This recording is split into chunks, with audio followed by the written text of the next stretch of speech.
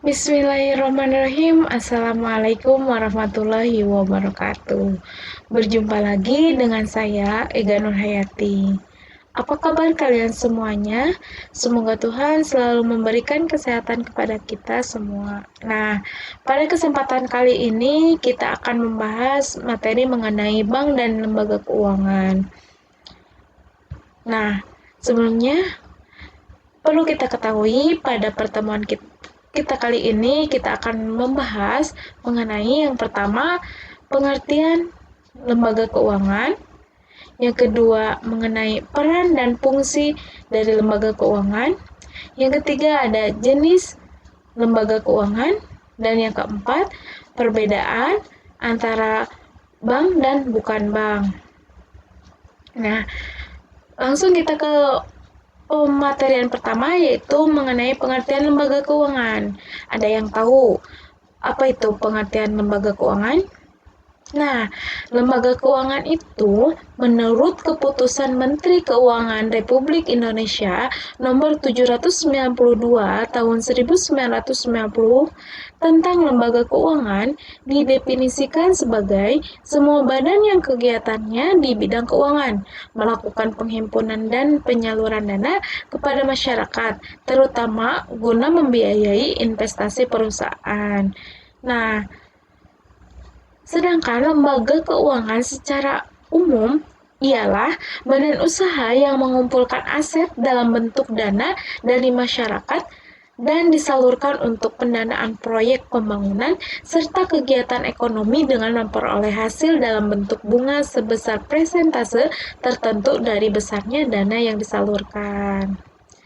Nah, tadi kita telah mengetahui pengertian dari lembaga keuangan. Selanjutnya kita akan membahas mengenai peran dan fungsi lembaga keuangan.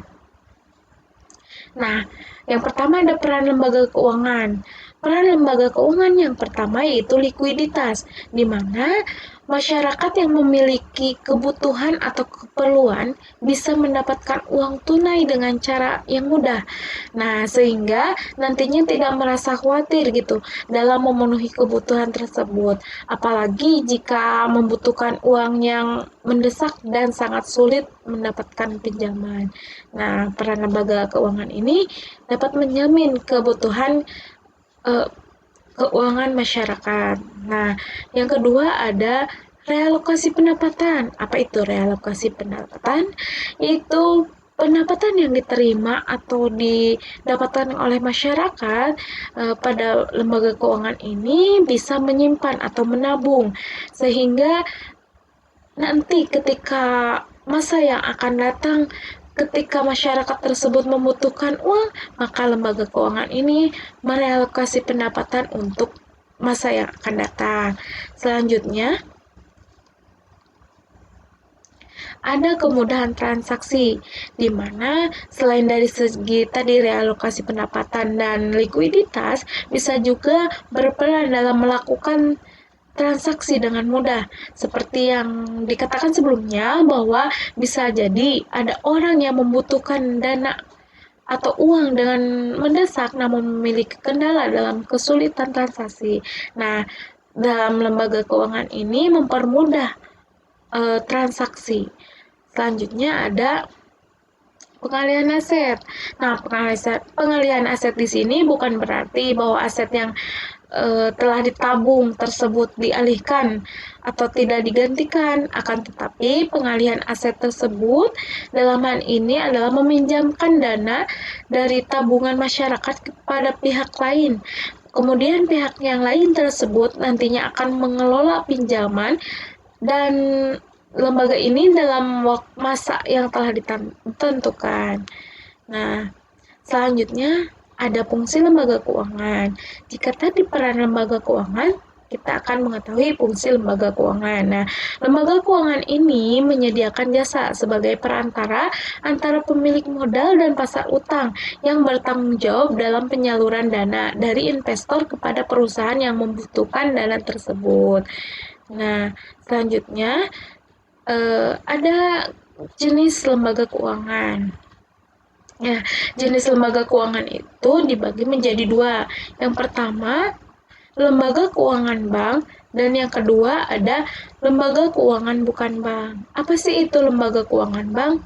Nah, lembaga keuangan bank ini menghimpun dana secara langsung dari masyarakat dalam bentuk simpanan atau deposit. Nah, lembaga keuangan bukan bank yaitu semua badan yang melakukan kegiatan di bidang keuangan yang secara langsung atau tidak langsung. Nah, lembaga keuangan bank ini mempunyai 3 jenis. Yang pertama ada bank sentral, yang kedua ada bank umum, dan yang ketiga ada BPR atau sering kita dengar yaitu Bank Perkreditan Rakyat.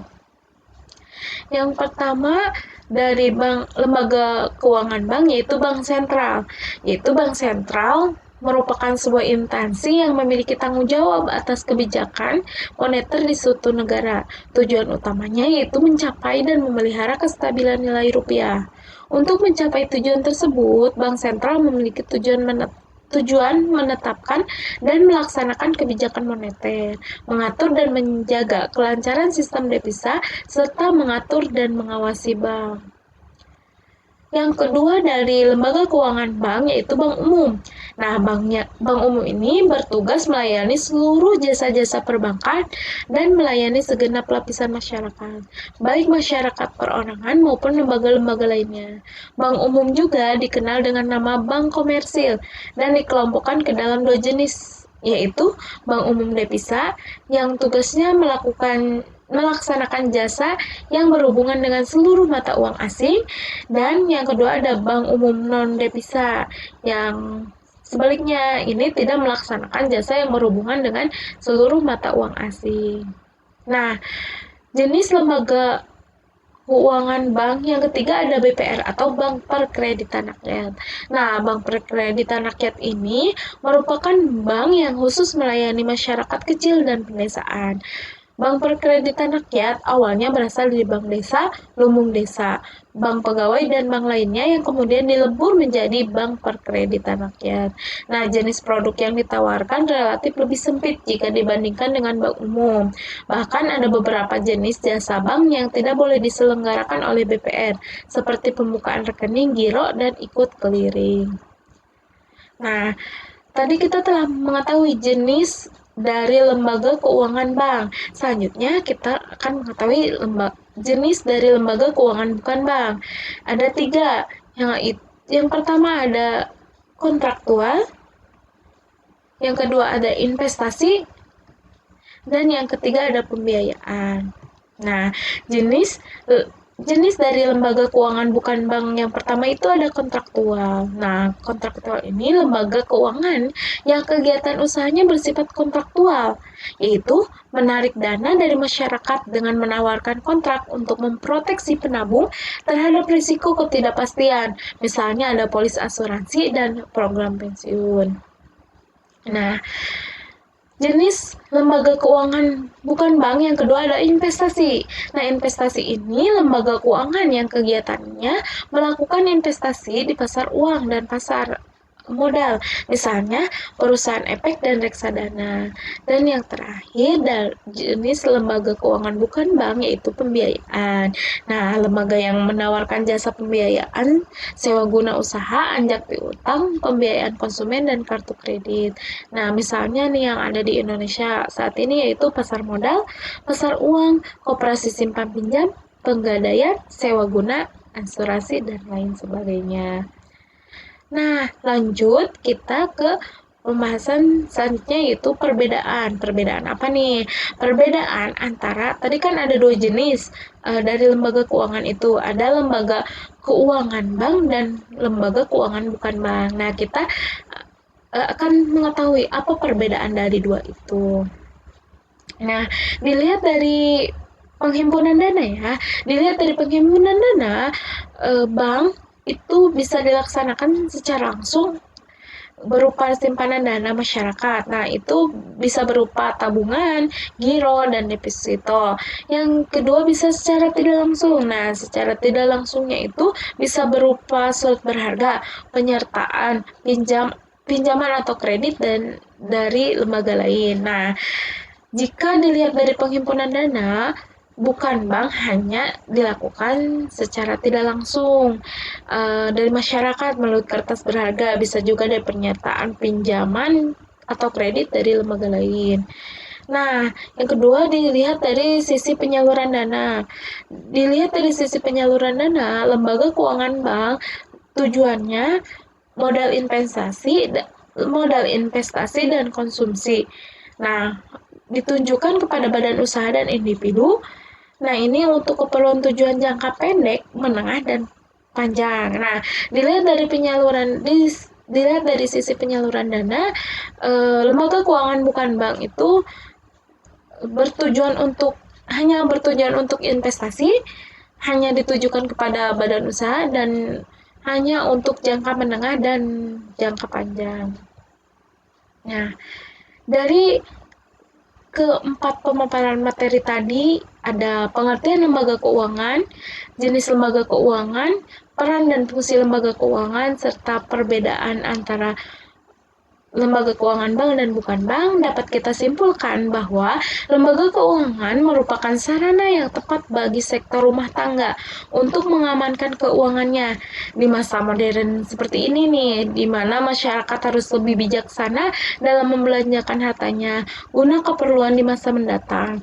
Lembaga keuangan merupakan sasaran yang tepat dan bijaksana dalam mengamankan uang, di mana dalam lembaga keuangan ini, uang yang kita simpan akan lebih mudah untuk kita dapatkan kembali dan dipergunakan juga untuk berbagai keperluan investasi yang juga dapat menguntungkan kita, yaitu berupa bunga simpanan.